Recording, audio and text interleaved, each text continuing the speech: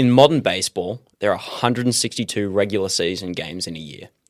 And a season lasts about 6 months for the regular season. For 30 teams, all playing, that's about 13 and a half games have to be played every single day of the week. Some days you have more, some days you have less. That's a lot of games. Half of those are home games, half are away. So even if you're a diehard fan for the Dodgers today, the best team, you're going to struggle to show up to every single game. It's weird because the NFL doesn't, they kind of do the opposite there. There's only 17, yeah. Yeah, well, it comes down to how valuable is every game. If you have 162 of them, they've got less value to them individually. So it's even harder to bring fans to the ballpark, even if your team's great. But what if your team is terrible? They suck. They're not even the best team who play in that stadium. How do you get fans there? Hot dog day. $1 hot dogs. Yeah, dollar hot dogs. You would know, Ben. You're a Spurs fan.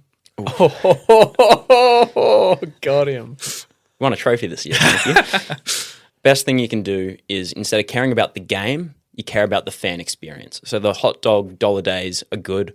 Or you do, what baseball does today is tons of promotional nights. Opening night, big special thing. They'll do collectible cup night, where if you come in, or a bobblehead night, the first few thousand people that come in get a commemorative bobblehead. Free stuff. Make it worth your while. Very American. And in the 1920s through 50s, 60s, promotions weren't a huge aspect of the game. They were a bit Puritan back then. But there was one man who really embraced the promotional game. His name is Bill Veeck. The most iconic thing he did, he signed Eddie Gaedel.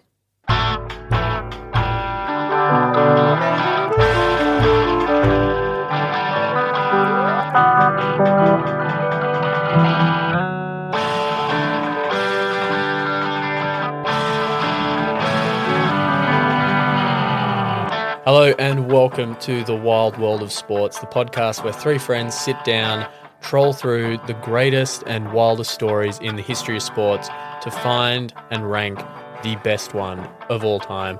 My name is James Whybrow. I'm James's brother Ben, no relation. Carlin. And we can actually stop because I found the best one last week. Just saying. Oh, so we're done. Yeah, we can retire. We're finished. Well, maybe we should hear about Eddie before we... All right. Just for... But you're number one. You're still number one. You're still number one. You started first, you're number one. That's We'll good. see if this can knock you off the top spot. Okay. Carry on. Okay, so I'll just give you some context. So Veeck realised you make it about the fans. The best description I found of him was this one.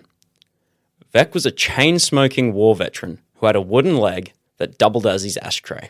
He was a character. How do you have a wooden leg as an ashtray? I get you're putting out the flame, but isn't there a risk of the wood catching on fire? Well, he hollowed out a section of it and had it reinforced so he could tap his cigarette on his, and it was like a pirate peg leg, kind of wooden leg. I'll just run through a few of the things that he either brought to the game or did as a promotional stunt to get fans in the ballpark. He was the first person to put surnames on the back of jerseys, which I think stuck In around. any sport? Just in baseball. Okay, I was going to say. He also one time made his team wear shorts, and that is not baseball etiquette. It's long pants with your pants tucked into your socks. So the rats can't climb up your legs? Possibly. I don't know. I'm sure that definitely came into the thinking somewhere. He hired a professional clown to be the first base coach until the league banned it. Like an actual clown? Yeah. Red nose, face paint, big wig, big shoes, puffy pants. He signed a 56-year-old just so he could say he had the oldest player of all time. How long ago is this? This is in the 1930s to 50s, these stories. No, that's what I want to imagine. It's like an old-timey sort of clown. I'm seeing black and white for all these stories. Yeah. At one game, he gave away 36 live lobsters to members of the crowd. What? I mean, it's a good prize. Yeah, well, you think 1930s through 50s. I don't know exactly the date he did this stunt. That's the Depression. Yeah, They're it's going a through the valuable... Depression and they're getting lobsters. Yeah, but what do you do? You're leaving the game if you get a live lobster. No. I'm not sitting there for 9 innings going, Hang out you with the sit lobster. there, Pinchy, don't pinch me, don't get me. Yeah, but you're paying for your ticket to get into the game. That's all he cares about. He gave signs to fans that said yes or no on them, and then during the game walked around with a big card that said, should we pull our pitcher? Should we sub this player out? Should we bunt this at bat? and let the fans decide what the manager would do in the game. He gave away a 200-pound block of ice, and that's weight pound, not UK currency. How do you give away a block of ice? How do you take that? I'm here wondering about how you take a lobster home. How do you carry 200 pounds of ice? Where do you It's gonna put it? melt. With great difficulty. Do they I even imagine. have like a freezer back home in like the 30s? That's why ice was such a valuable Yeah. giveaway. Cool. Valuable That's- for I guess how so. long, though? Yeah. If you win, you're probably leaving the game and trying to get it home. And Baseball's not a Store it. short game. I don't know how long his games go for, but baseball at this time went from about 2 hours to 2.5 hours on average. Which, yeah, that ice is gone. yeah, especially on a hot day. Maybe that's what it's for. You can like cool people down on a hot day. It'd be nice. Yeah, you'd be everyone's best friend if you had a 200 Yeah. pound block of ice. He held weddings at home plate before and after games. So you had a captive audience to be there at your wedding. You could just organise your wedding to be at the game. Later in his career, this is in the early 60s, he put fireworks in the scoreboard but didn't tell anyone about it. So, That seems like something, I don't know, I should be worried about nowadays. well, when someone hit a home run, he set off the fireworks and it was the first ever exploding scoreboard. Like It blew up. controlled explosion? Controlled explosion. Okay. Yeah, it didn't right. explode ever. Although he did in You say first ever like it's happened again. Oh, it's a common place. When a home run happens, there's usually fireworks or some sort of celebration. Well, I guess America, I shouldn't have expected anything it's else. like but games here where they have a little fire yeah, true. things Okay. going up. One of my favorite things he did is when he was a owner of a minor league team, so not a major league team, he installed a fence and hired people to move the fence forward and back depending on who was batting. When his team was batting, he shortened the field by 15 feet, so it was easier to hit home runs. And when his team was fielding, he pulled the fence back. And the 15 feet was like the limit you could have change in the game. So Vec, when he was the owner of the St. Louis Browns, they're considered the worst team in history for the time they existed.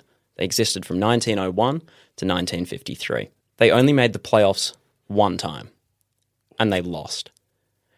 At this time in the 1950s, the playoffs were the top team in the American League and the National League just played in the World Series. So they made a World Series. They made a World Series and lost to the other St. Louis team, the Cardinals. It was a good time to be a St. Louis fan. Yeah, well, it was an Or all a bad St. time. Louis lockout. Well, the Browns apparently were the fan favourites Oh. that year. Like, everyone wanted them to win. So in the 50 years before Vec bought the team, the Browns only had 11 winning seasons. So a winning season isn't you win the whole thing. It's you have more wins than you have losses in a year. Right. So 39 of the years, they lost more games than they won. They had 6 seasons in that time where they lost more than 100 games out of the 154. So 2/3 losing rate. Someone's going to lose. Yeah, someone does have to lose, and they usually were the team to do Yeah, it. someone did it again and again and again. Their average fans per game was 3,700. The Cardinals' average fans this year in 1951 was 13,400. They shared the same stadium, had the same audience, and they had drastically less people showing up. This is before it's been bought by our protagonist. Yes, this is in the history before he buys it. Cool. So season starts in late April, early May, and Vec took control of the team on July 2nd, 1951. At this time, the team had a record of 21 wins and 47 losses. In the first month Vec owned the team, hoping for a bounce back, they only won 10 more games and finished the month at 31 wins and 64 losses. Vec knew instantly the team was crap and he needed to do something to get more people coming into the stadium. You think he would have checked that before he bought him? Yeah. Or did he get it wrong? I'm going to buy Yeah. the St. Louis baseball team. All right, sign here. Here you go. Yeah. He has a great book, Vec as in Wreck. It's an autobiography, and I've got a few quotes from him, but this is how he felt after the time. I quote, "After a month or so in St. Louis, we were looking around desperately for a way to draw in a few people to the ballpark, it being perfectly clear by that time the ball club wasn't going to do it unaided." No fault to the players as people. I'm sure they were great people, but their baseball was terrible. Shocking. So what was Vec's plan to get people coming into the game?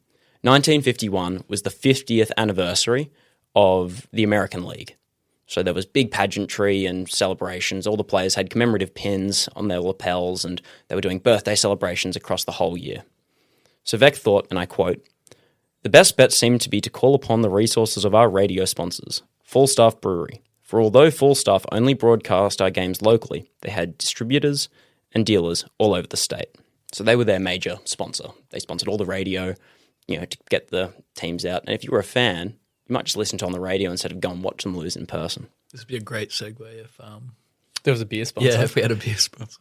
So Vec approached the owners of Falstaff Brewery and asked if they would be able or willing to have a joint birthday party, celebrating the 50th anniversary and the birthday of the brewery. They thought, yeah, that's a pretty good idea. So Vec wanted to know what day was their birthday so they could organise an event. They didn't actually know the day that it was founded. So Vec said, and I quote, "If we couldn't prove it fell on the day we chose, neither could anyone else prove that it didn't." Sound logic. Great logic. So Vec, the showman, had a reputation for it, but he really needed to seal the deal. So he said he was going to up the ante. And I quote, "In addition to the regular party, the acts and so on, I'll do something for you that has never been done before. Something so original and so spectacular that it will get you national publicity." The Falstaff execs at that went, "Let's organise it. Let's do it." He didn't tell them why. He's like, I don't want to say, but you just trust me on this one. Exactly. The Falstaff people wanted to know what it was, and he said, and I quote, "I could not afford to take the slightest chance of a leak." Right. So Vec organises a doubleheader game Sunday the 19th of August.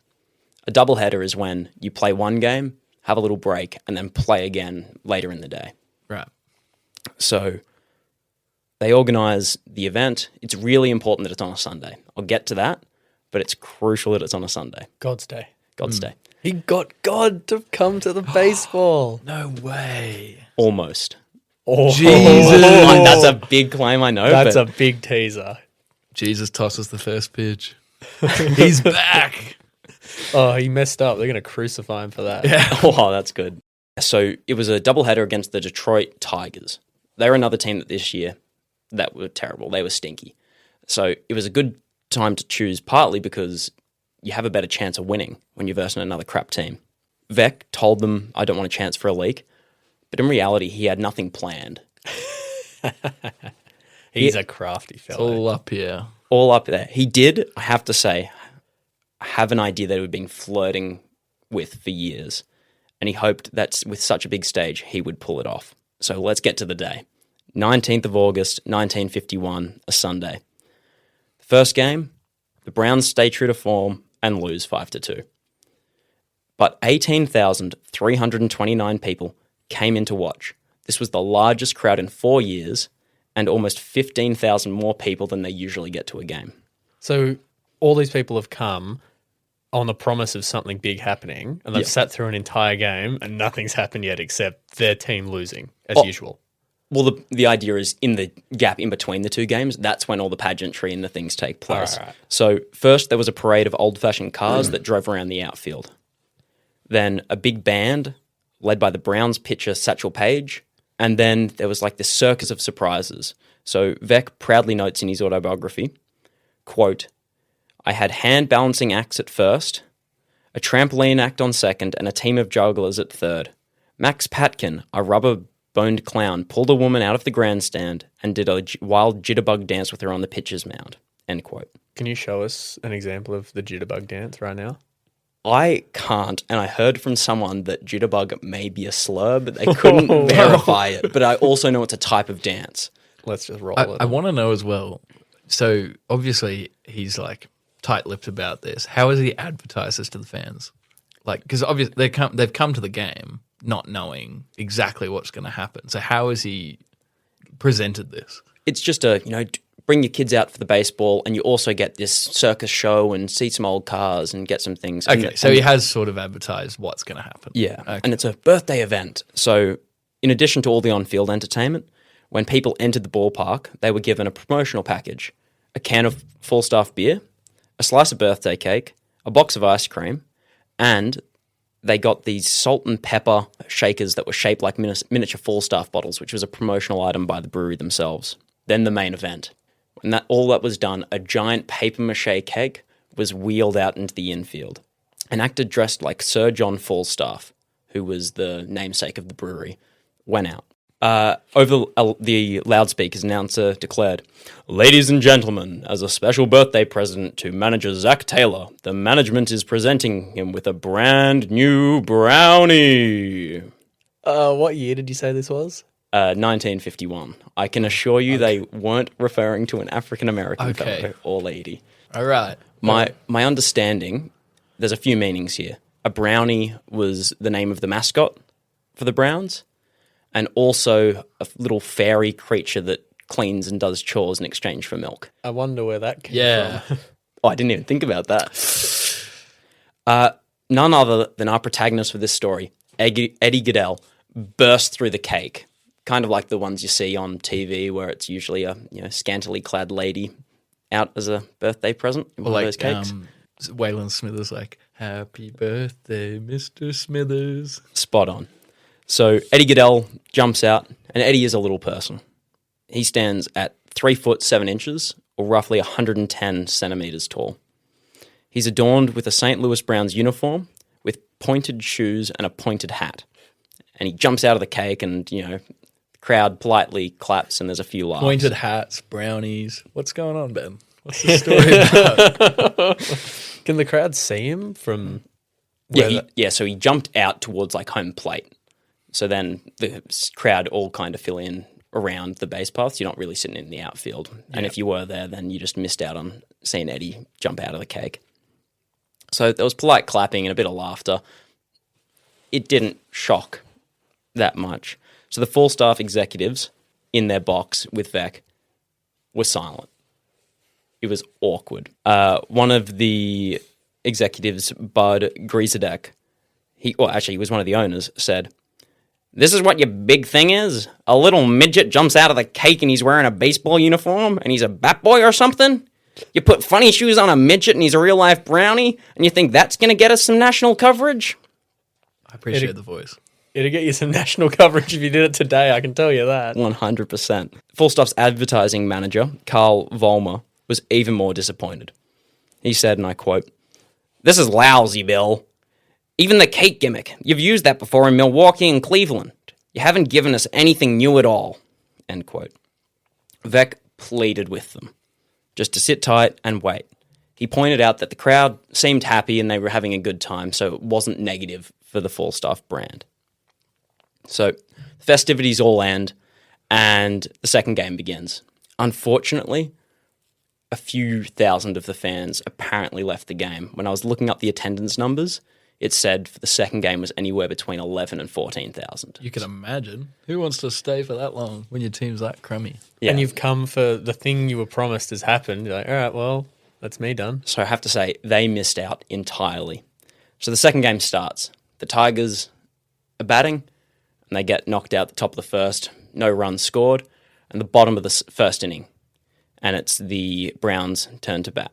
Everyone's there watching, and then all of a sudden, there's this guy, small guy, crowd thinks he's a bat boy, walks up to the plate holding a trio of toy bats in his hand. Sure. This man steps up to the plate. This is Eddie Gaedel. As he's walking up, an announcement. "Your attention, please. For the Browns, number 1/8, Eddie Gaedel, pinch hitting for Saucier." I get you. That's a good number for him. Yeah, 1/8. So at this point, the crowd went electric. They thought this was incredible. They thought it was amazing. The Full Staff executives, who were previously a bit, disinterested and a bit disappointed, were off their seats jumping around like they won the lottery. They thought this was amazing. Home plate umpire, Ed Hurley, was confused, flustered, and a bit annoyed, so he demanded to know what the hell was happening. He thought it was some big joke. Zach Taylor, the manager of the Browns, ran out of the dugout over to Hurley and showed him a copy of Eddie Gaedel's contract. Full contract, signed, all appropriate, and a telegram sent to the American League head office, complete with a timestamp notifying them that they had signed him. They also showed Ed Hurley the Browns roster, showing that they had space to sign another player, Eddie Gaedel. In disbelief, but satisfied that it was all in order, Hurley shooed away the photographers that were taking pictures of Eddie and told them to step up into the batter's box. this was treated as illegal at bat. This whole ordeal apparently took between 10 and 15 minutes. And wait, so you said he's got toy bats, does he? Yeah. Is he going to use those bats? You'll just have to wait and see. 10 to 15 minutes for all this. Yep, the discussion with the umpire and making sure it's all legal. I guess this was before they had the pitch clock, so they can just take as long as they want to do anything. Exactly. So before I'll continue here, I think it's important that we backtrack and understand behind the scenes how Eddie got to be a Brown. A brownie? A brownie. So you remember I said Vec didn't have an idea? Well, he had an idea but didn't have a plan? I know a guy. You know a guy? So Vec claimed that he was inspired by stories he heard as a kid from famed baseball manager John McGrath of the New York Giants, who apparently had a little person with a hunchback brought into the Giants clubhouse as a good luck charm. The players would rub his hunch for good luck. And he thought, I need a little person to play baseball. I think now is a good point just to put out that Eddie Gaedel and the man John McGrath had as a pseudo mascot both live with a medical condition known as achondroplasia. It is colloquially known as dwarfism. The usage of the word dwarfism is considered medically and socially acceptable, though there are some, or even many, who have the condition who are uncomfortable with the term and prefer the term little person. The word midget is not acceptable in any way to refer to people with the condition. The reason I take this aside is to set the context. There has been, and there will be, a lot more casual use of the word midget by people in this story. But as you listen, just keep in mind that just because the term midget is used by many in this story doesn't mean they all treated Eddie with disrespect. So Well I said. just wanted to get that out there. Sure. So Vec started off by calling booking agent Marty Kane that he knew from Cleveland and asked that the guy find him, quote, a midget who was somewhat athletic and game for anything. So Marty got a name, Eddie Gaedel, a performer who was based out of Chicago and at the time was most known for his work with the Mercury record label. He was their mascot in 1946 and was even in their logo portraying the character Mercury Man. So he had a winged hat and was all in grey and he was their mascot. When Mech met Eddie, the 26-year-old, he instantly thought, he's got what it takes. So Vec asked Eddie how much he knew about baseball. Eddie said, and I quote, I know you're supposed to hit the white ball with the bat, and then I guess you run somewhere, end quote. He knows it. He's just explained the game flawlessly. He knows more than half the team. Sounds like he knows about cricket as well. Yeah. So Vec, unperturbed, offered Eddie the job to be a professional baseball player. Eddie was not keen to begin with. He wasn't excited, he knew he wasn't athletic and thought it was just to be made fun of. So Vec had to sell him on the idea. He said, quote, Eddie, you'll be the only midget in history of the game. You'll be appearing before thousands of people. Your name will go to the record books for all time. You'll be famous, Eddie. You'll be immortal. You're going to be on the Wild World of Sports podcast. One day. He knew, I don't have that in the quote, but maybe it got cut out of his autobiography. We can for infer a that reason. he would have Yeah. said He would that. have said that.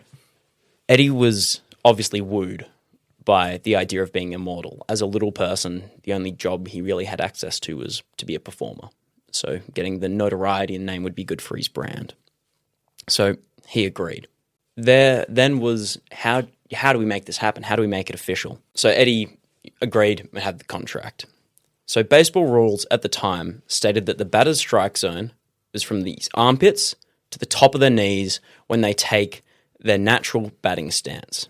And what's the natural stance? Is that what you do the first time you get up to the plate and you get set? Yeah, when you get set, it's what you usually do. So you can change it a bit over time, but you couldn't just crouch down into a little ball and then stand up really tall on the next thing. It's what you take, the stance you take every single time. So if I wanted to go down and just be on my knees and crouch really low, that'd be my normal stance, but I'm not going to hit it very far, am I? Yeah, exactly. So Eddie never played baseball before, so he didn't have a natural stance. How do you know all the rules then? He didn't. No, he did. You said just before you hit the white ball, and run. So Vec showed him a stance to get into. He had a wide stance and was crouched really low, hunching over the plate. In this stance... He's hunching over. He's hunching over. So him down there hunching over. hunching over. So Vec went and got a ruler And while Eddie was in this stance, the gap between the armpit and the top of his knee was 1.5 inches. Holy. Okay, that's the About the reference. size of the height of a AA battery. Okay, I can understand now. Hang on, we've got a baseball. Yeah, the baseball's bigger. Yeah, so I can baseball's bigger than the demonstrate. So battery. So he can't get out? Is that no, how he this can. works? So the strike zone, this is the strike zone, and it's the width of the plate. But it's also the ball. So if my computer's the edge of the plate, as long as some part of it is touching it, then it counts. So if it is going slightly over, it will count. But that's So less it's like than football, a ball's like ball width. all the way over the line sort of deal. Yeah, so it was less than a ball's width of Wow. Okay. strike zone. So I'm assuming he's going to be really good. that's a reasonable assumption, but let's see how it plays out. But you also, that's in theory. In practice, you have an umpire behind the plate that's making these calls if it's a ball or a strike. So there could be some They inaccuracy. could be heightest. But even if we triple it and make it 6 inches even, that's still significantly smaller than the average strike zone for a player. So once Vec stepped back, Eddie started taking some practice swings. But Vec had to let him down gently. And I quote, No. You just stay in that crouch. All you have to do is stand there and take 4 balls, and you'll trot down to first base, and we'll send someone in to run for you. End quote. You can't even run.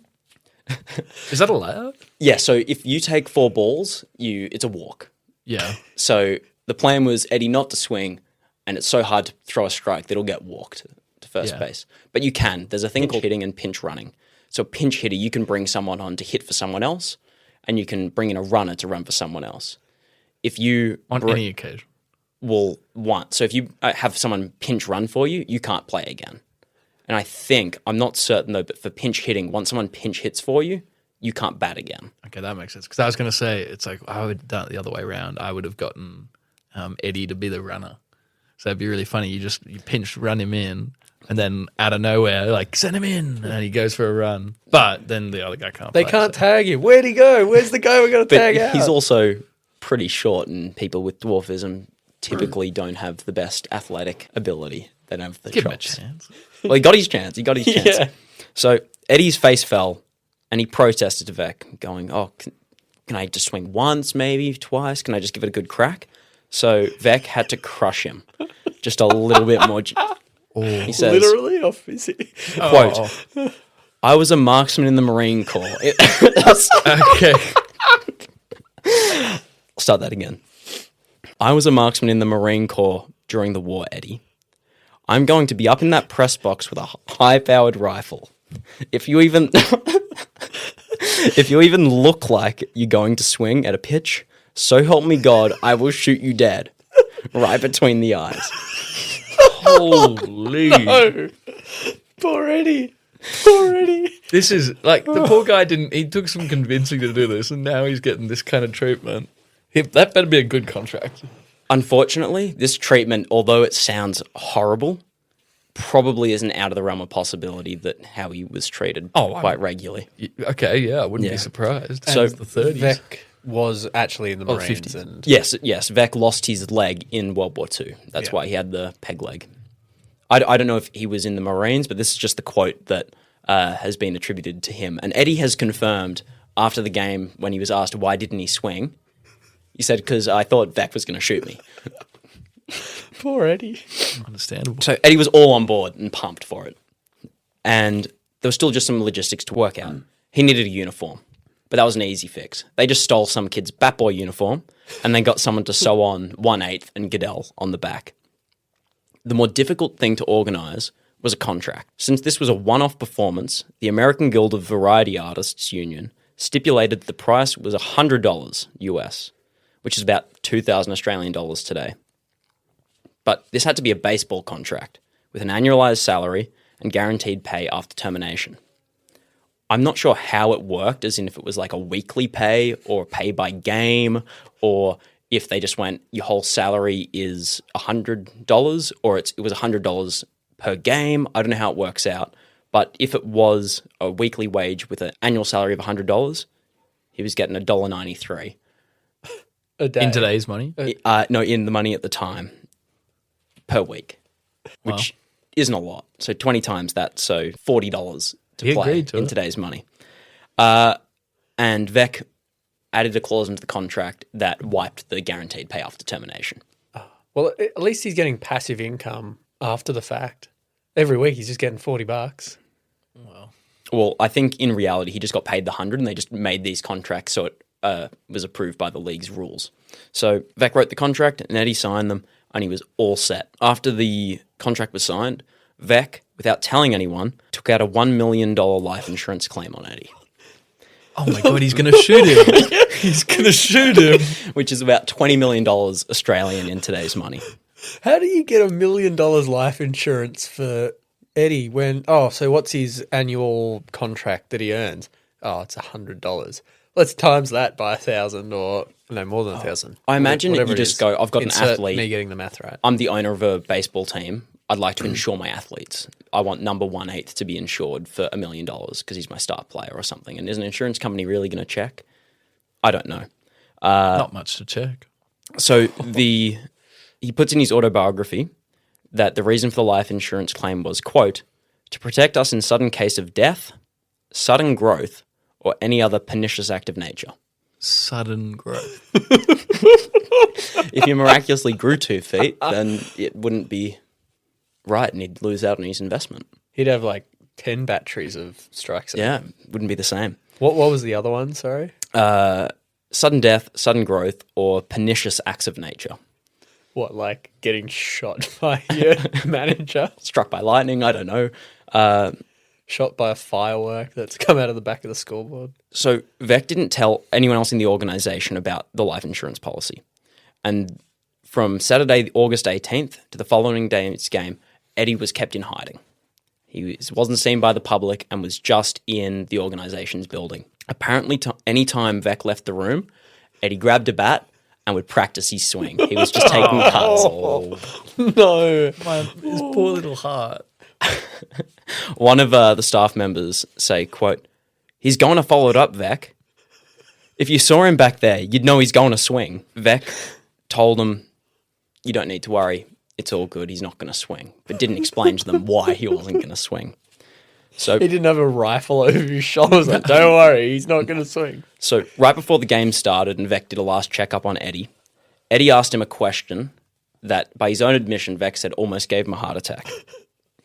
He said, Bill, how tall was Wee Willie Keeler? I'm going to assume you don't know who Wee Willie Keeler is. I didn't till I looked this up. But he apparently was one of the baseball's first great hitters. He had great strike zone management. He was a great hitter, really hard to get out. But I think you can guess that's not why Eddie wanted to know about him with the name Wee Willie Keeler. So Vec said, and I quote, Eddie, I've got your life insured for $1 million. Oh, no. Straight. Once he threatens him once, he just doubles down and get it again. There's no more being nice. I think Eddie could make a lot of money in court after this. I've got your life insured for $1 million. I've got a gun stashed up on the roof. Oh, my God. But don't let any of that bother you. You just need to crouch over. You just need to crouch over What he wants. like you've been doing and take 4 pictures. Wee Willie Keeler, I told him as I left the room, was 6'5". Wee Willie Keeler was not 6'5". He was 5'4". Vec lied to him. His nickname was Wee because he was short, not like one of those opposites that you call like a really big guy, Pipsqueak or something like that. If you had a copy of the program for the day, you would have seen Gaedel number 1/8 on the scorecard as like on the roster for the Browns. No one really seemed to notice, and you couldn't blame him because the team was that bad. Who cares who the players are? But apparently one reporter at least noticed it and asked the Browns PR team, and was assured it was just a typo. Remember those salt and pepper shakers shaped as miniature beer bottles? Yeah. Vec decided to give those out, and in his autobiography was really pumped about that subtle thing that he was giving them a little beer bottle for a little player. And apparently in that part of America, a brownie could also refer to a beer bottle or to beer. So like, I'll grab me a brownie because the beer came in brown bottles.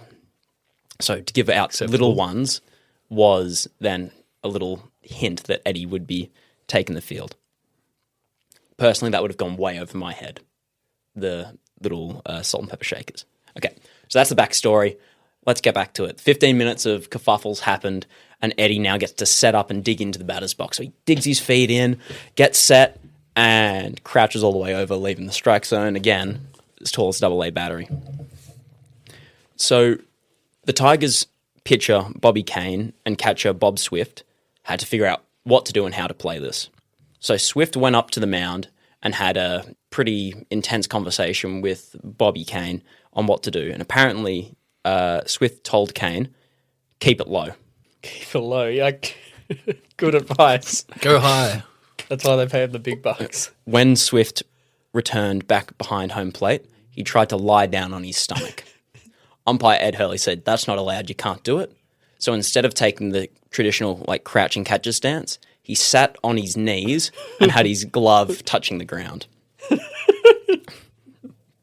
By this point, the crowd had worked themselves up into an absolute state. So sorry, I'm just piecing together parts of the story. Was the life insurance policy in case the pitcher was just, they're making a mockery out of us, and decides to throw a fastball straight at Eddie's head? And I did think that. I was worried because looking at the strike zone for some players, Eddie's head was right below the normal strike zone for the average player. And you're asking him not to swing. And you're just going to cop it.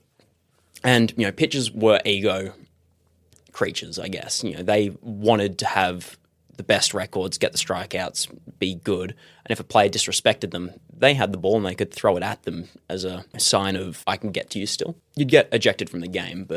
So there was genuine fear, at least by Vec, that Eddie would get nutted in the head and be killed. I don't think it was fear. I think he's done it specifically so he can make that threat. So I think we need to give a lot of credit to Bobby Kane here because he tried to pitch to Eddie Gaedel. He genuinely tried to strike him out. he tried to hit a battery. The first two pitches... How far is the mound? I think it's 90 feet.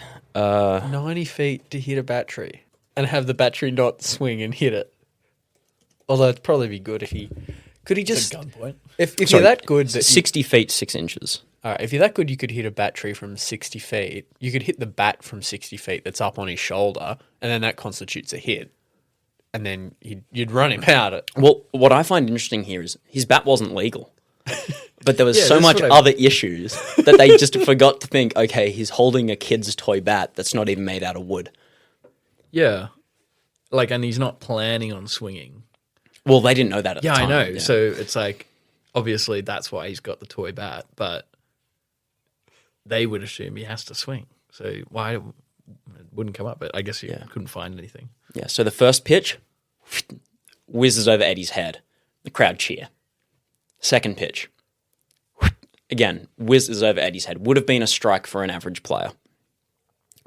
At this point, there's silence as Bobby Kane is back on the mound. And he, to his credit, figures out exactly how he should play this. He just bursts out laughing. He just thinks it's hilarious. Apparently, he was laughing so hard by the third pitch he could barely throw the ball. So Eddie was walked on 4 balls and no strikes. Dropped his bat and trotted his way down to first base, stopping twice to bow to the crowd. That's some showmanship He's class. You said he was a performer. He was getting a standing ovation. So when he gets to first base, they call in a pinch runner, Jim Delsing, who was a player on the team. He runs out. Eddie jumps up and slaps him on the butt. Was that play? He would have to jump. And then he makes an even longer trip around the second base, around third to the other side dugout, stopping to tip his cap and bow to fans again. When getting back to the dugout, apparently he said, I feel like Babe Ruth. Oh, poor Eddie. Oh, bless him. That was the last time Eddie Gaedel played in a major league game. His final stats, 1 game, 1 at bat, 1 walk, and a 1,000 on-base percentage. So baseball does their stats of over 1,000. So if you went up to the plate 1,000 times, how often of that 1,000 times would something happen? So having an OBP, on-base percentage, of 1,000 is perfect. Every time you went up to bat, you got on base. So that's pretty impressive. So he's good the at what he greatest of does. all time. Yeah. So now we get to the consequences. Do we have to hear the consequences? I'm Consequences. liking Everyone Eddie. had a really good time. The fans loved it. The fans had a Yes. great time. Most of the reporters, though not all, saw the whole ordeal as unprofessional, but a bright spot in the middle of a lousy and uneventful season for the Browns, who would finish 52 and 104. Did they win that game? No, they lost 6-2. So I've got a few quotes for some reporters who wrote about the game. We've got Vincent X. Flatherley, who wrote, "I do not advocate baseball burlesque, but such practices do not renown the better interest of the game. But I claim it was the funniest thing that has happened to baseball in years." You have to remember, like, baseball at this time, very Puritan. They didn't like vex showmanship and all this kind of stuff. What are they called? Yeah, Savannah Bananas Savannah or Savannah Bananas. Bananas. I'm not sure which pronunciation it actually is. You say banana, I say banana. We've got Joe Williams of the New York World Telegraph. He was not thrilled. He wrote, "What was the deal with that fellow Vec out in St. Louis? It didn't matter that this made a mockery of the sport or that it exploited a freak of biology in a shameful and disgraceful way. What he calls showmanship can often be more accurately identified as vulgarity." I don't think anyone should call Eddie Gaedel a freak of biology. I just think that's awful. Any person shouldn't call it a freak. And I could absolutely tear down Joe Williams, but I'll let Vec do it in his reply. Quote, "I have never objected to being called vulgar.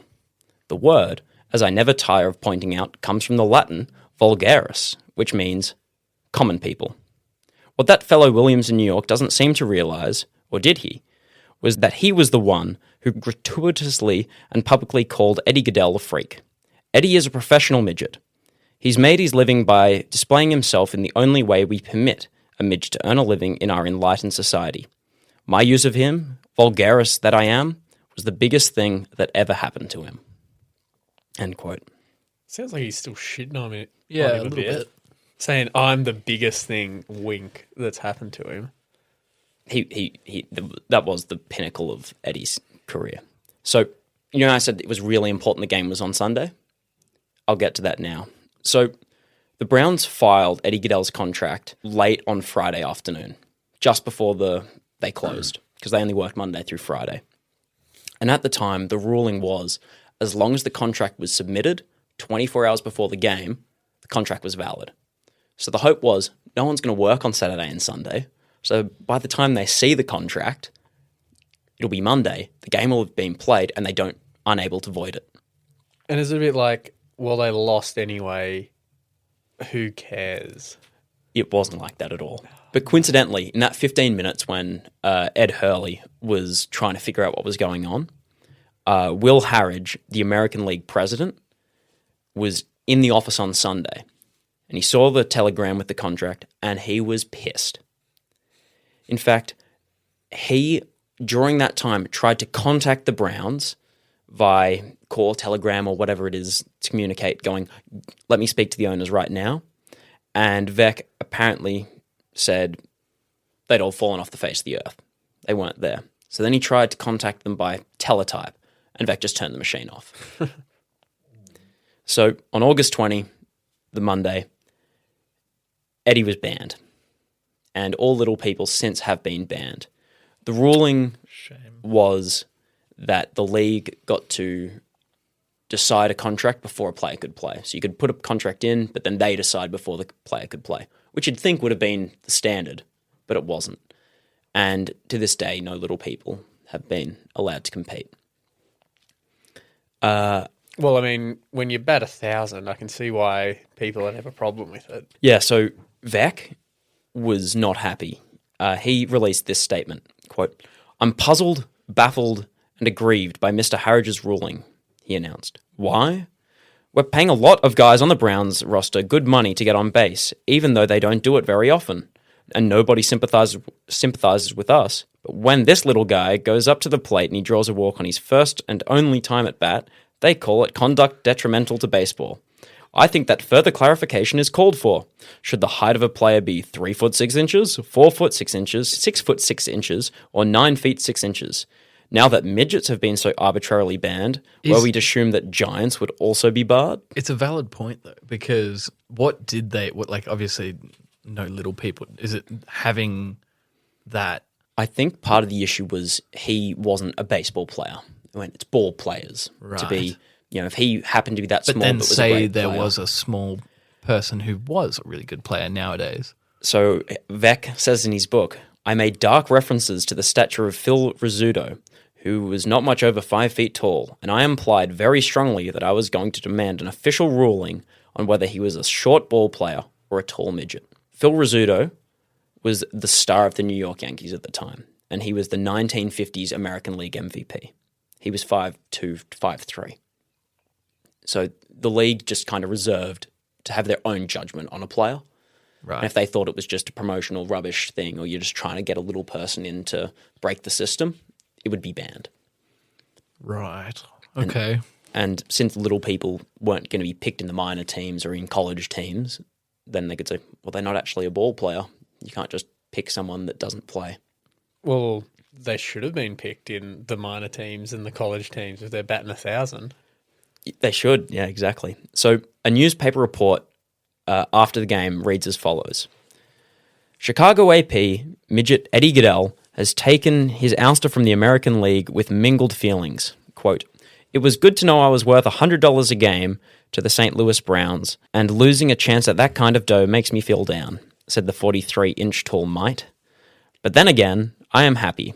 I've got a clipping of the box score that shows Gaedel walked for Saucier in first. I've got a big league box score with my name on it, and I've got a bunch of clippings and pictures about me. I've got a baseball uniform, and most of all, I've got my memories. He's such a sweet guy. Literally. So the publicity worked. Eddie made $5,000 to $10,000 in bookings in the next week after the game, which equates to about $100,000 to $180,000 Australian dollars today. Damn. Just in that first week. Killing it. Yeah. Go, Eddie. After his game, the league decided to strike Eddie out of the record books. That didn't count. So Vec launched a... But they lost. It's not like they did anything with him. So Vec launched a massive PR campaign claiming that if that at-bat didn't count, then that innings didn't count. And if that innings didn't count, then the game shouldn't count. And if the game doesn't count, then the whole standings of the league don't matter. And if the whole standings of the league don't matter, there's no point having the sport. So it was making a mountain out of a molehill. I'm with him, But- though. I'm here for that. Baseball has one of, if the most amazing record keeping in sport. Every single pitch, every single game, every single player in history is tracked in their performances. And since there's been like live recordings of games, every single pitch is on record. You can watch any pitch. Except for Eddie's. Scratched. He was brought back. Yes. And it stands. I was ready to start a whole campaign. We were gonna, multi-series episodes take down the MLB or something like that. But it's good to know we don't have to do all that. So hard in the work. edits stood, and it still does today. As it should. So that may have been Eddie's only game, but he did make some more appearances in baseball. So Vec sold the Browns in 1953, and they moved to Baltimore to become the Orioles. And they're still the Orioles today. Let's go. He bought the Chicago White Sox in 1959 and hired Eddie in at least 2 more occasions for the White Sox before he sold the team due to being in poor health in 1961. Vec was getting complaints that the ushers were too tall and they were blocking paying customers' views of the field. So he decided to hire Eddie and some other little people to be ushers to stand at the front of the bays, and since they were so short, people could see over them, which was classic Vec behaviour, just not making a mockery, but doing something a little silly. The other well-known one was Eddie Gaedel and 3 other little people were dressed as Martians and flown into the middle of the game on a helicopter in between the innings to abduct 2 of the White Sox batsmen, a shortstop, Nellie Fox, and Luis Aparicio, the shortstop. They were the 2 shortest players on the team. And they kidnapped them for their battle against giant humans. Eddie got on the loudspeaker for all to hear and said, quote, I don't want to be taken to your leader. I have met him, referring to Bill Veeck, the owner of the team. So there were his two other main appearances in That's baseball. wild. That's even more wild in some ways. I mean, obviously, the other bit's more sporty wild. Yeah. But it's just the fact that they've flown him in on a helicopter to abduct players. Yeah. Did the league have a problem with that? Not that I didn't see anything on that being a major. It's just an entertainment thing because it was 1961 and space was a huge interest for everyone in America. Trying to get to the moon, space race and all that. So they walked around town before the game in their Martian suits as well. And there's some photos of Eddie and the other little people around and they looked pretty happy about it. So with Eddie's professional baseball career out of the way, let's get to him as the man. So I just want to preface this section with an acknowledgement. Eddie grew up in the 1930s through to the 1950s, which we can all agree was not the most accepting time to live in, especially if you had any form of handicap or atypicality. Eddie was almost certainly bullied and belittled from a young age for his height and his stature, and this undoubtedly contributed to the alcoholism he had later in life. Inside, he bristled with anger and resentment, and when he had too much to drink, it would boil over and he would fight back. So less than a month after Eddie had his at-bat, he was arrested in Cincinnati for disorderly conduct. It was alleged that he became incensed when several police officers asked him why a little boy was out so late. Fair enough. On I'd his get a bit mad. On his way back to the station, Eddie tried to convince the arresting officers that he was a professional baseball player. They didn't believe him.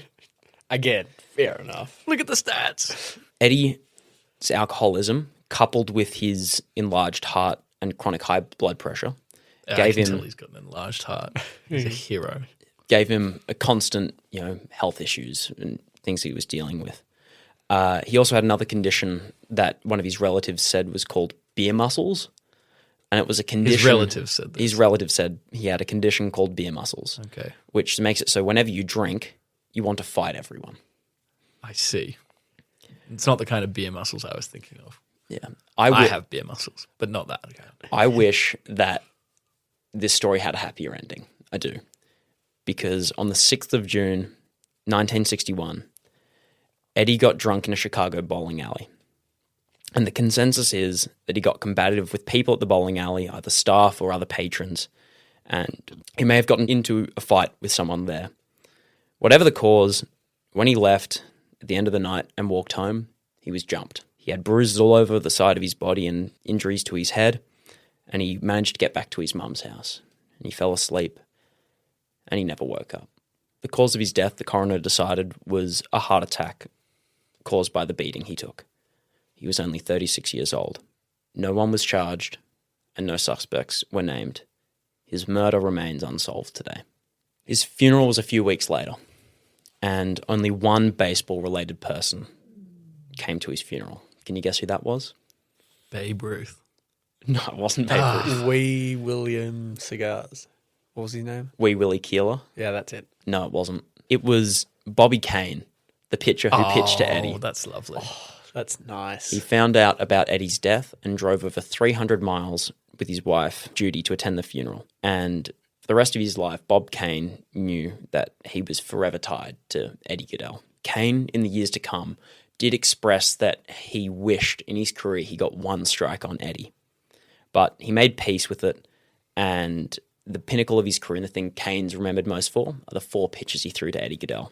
Kane embraced that in his own way, and every year he would send out annual Christmas cards showing the picture of Eddie crouching in that famous position at the plate with a note that read, quote, "I hope your target for the future is better than mine was in 1951. He sent these to Eddie as well before Eddie died, and sent them every year until Kane died in 1997. Well, it's sad now. Yeah, it's popping a balloon. Veeck also knew that his career was tied to Eddie Gaedel.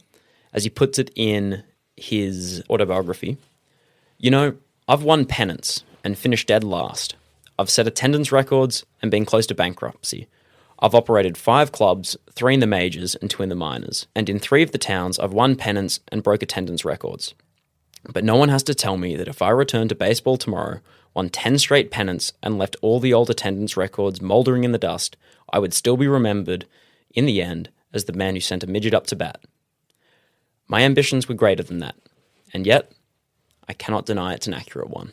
So Eddie didn't just have an amazing, statistically anomalous career, he also made the career of a professional pitcher and one of the most well-known owners and promoters of the game. Eddie's little stint in baseball is the tops of those people's career. So although Eddie wasn't accepted and embraced by everyone at the time, after his death, he has been embraced by fans and the general baseball community alike. The MLB officially did recognize him. In 2001, at Cooperstown, New York, the site of the Baseball Hall of Fame, MLB reenacted that 19th of August event on the 50th anniversary. Bobby Kane's daughter was on the mound playing her dad, and Vec's 9-year-old granddaughter played the role of Eddie Gaedel. The grandson of Ed Hurley, also named Ed Hurley, stood behind the plate, and members of Eddie's family and Mike Vec's son Bill were in attendance. Jim Delsing played himself on first base. Still going strong. Still going strong. For the 75th anniversary, there was also a short documentary commissioned by ESPN, which was entertaining watch. A lot of people looking back fondly on the event. Eddie is remembered fondly by fans today who tell stories, of their parents or grandparents telling them about the story, and is in, I've seen a nickname given to him a fair bit when I was researching this, which was Eddie Gaedel, the 1/8 wonder of the world. No. Most people today got their introduction to Eddie through a book from 1973 called Baseball Players Do Amazing Things, where Eddie had a whole little section about his story. As he should be. He is a baseball player. Yeah. So, One of the best. just to sum it up here, Eddie Gaedel lived a tragically short life. It is also quite likely that in the era he lived, he was the victim of abuse and mockery for something that was completely out of his control. But Eddie Gaedel was so much more than a man who had dwarfism. He was an actor and performer. He worked in factories as a riveter for his country during World War II, where his job would be to climb on the inside of planes, where he was small enough to get in there, and then help manufacture them for the war effort. I personally don't think it's an over-exaggeration that without Eddie, Hitler could have won. And we wouldn't have had baseball. Wouldn't have had baseball. Wouldn't have had Eddie. Wouldn't have this podcast. He was also potentially the perfect archetype, as I've said, to be one of the greatest pinch hitters in history. But more than that, he was a beloved son and brother. But what I find most impressive is the courage and bravery Eddie had to live in the world at the time he lived in.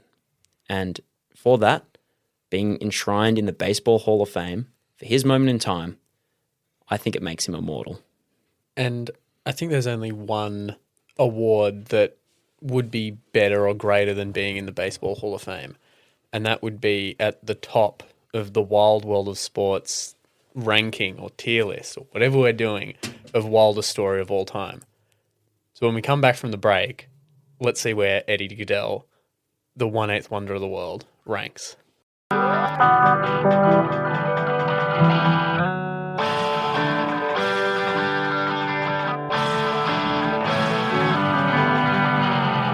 Welcome back to the Wild World of Sports. We've just finished our story of Eddie Gaedel, and we're just about to discuss where it ranks on a scale of 1 to 10 of wild to mild. So, Again, like we were saying last week, it's tricky because there's not a whole heap on the board so far. We just got the one. Yeah. I guess just firstly to work out, is it higher than Carlos Raposo? Like it's got, I feel like it has to be. Like the other story is pretty crazy, but then I don't know, everything about this guy is just, it's a bit of a wild story. Yeah, he achieved a fair bit. Like he holds a record in base. He's in the Baseball Hall of Fame. Carlos isn't in any football, soccer Hall of Fame, is he? I don't believe so. He shouldn't be. He didn't play. I think the story is a bit more wild. Just all the characters in it, not just Eddie, but then Vec as well, all the stuff that he does and the name he has. I think it just adds a little bit more wild to the sporting world. Yeah, the fact that he threatened to shoot a man if he had a swing while playing baseball for him. Took life insurance out on him and then threatened him. Yeah, but it wasn't because I was going to shoot you. Definitely not. He was just worried he'd get hurt and potentially die during the game. Yeah, because You of cared a about it. bullet that he fired. I don't know if I forgot to say it or not, but no one in the team knew, apart from the manager and one reporter who got the photo. He leaked it to a reporter so he could set the camera up because it took a while to, take photos back then. So just set him up beforehand to get a photo of it. So no one else knew. Saucier didn't know. The So guy looking came at to the bat for. tripod of the camera, it's like, why is it so low? Normally they want to capture the face up here. So the batter didn't even know. Yeah, that's pretty wild. All right, so I think we can all agree then it's Wilder. I don't remember what I gave. Like, because we did we do 1 to 10? Yeah, I think we got had that a discussion. 5.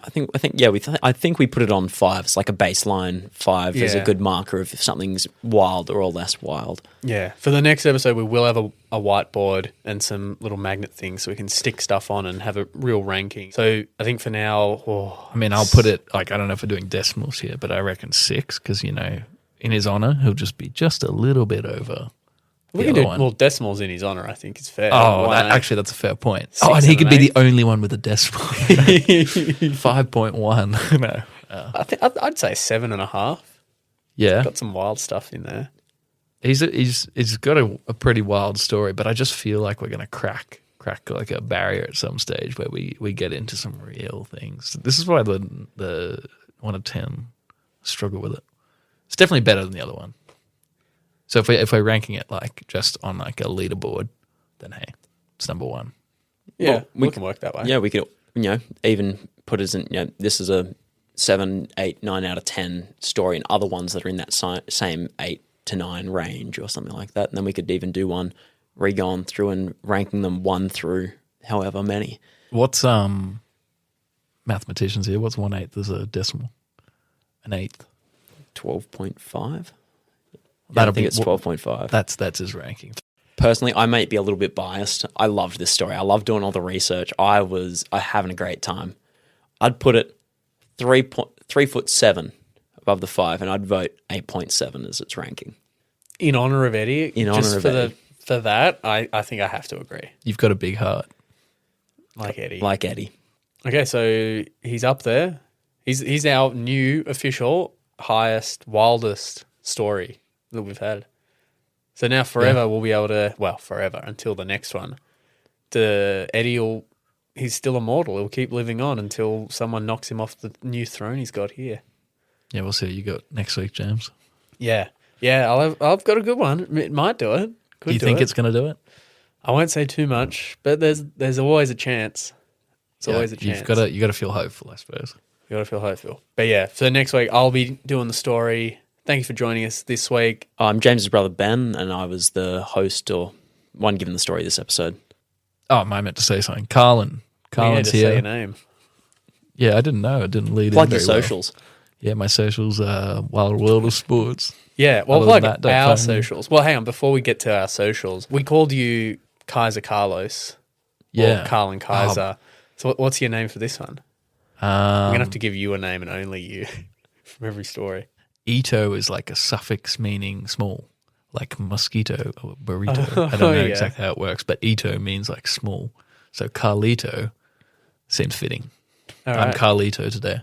good. And I'm Happy with that? Yeah, I'm James Whybrow, and you can find us at Wild World of Sport on everywhere that you get your socials. Still waiting on that Google Plus to tick over for us. They haven't verified my email yet, Yeah, they'll get back to us, I'm sure. but we will. And It's their loss.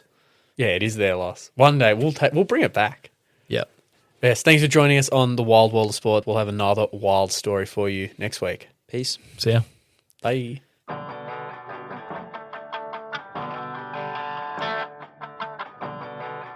Marginalized every day. How? Give me one example. by not being marginalized. You're missing out. Yeah. I'm missing out. So I think we'll cut that.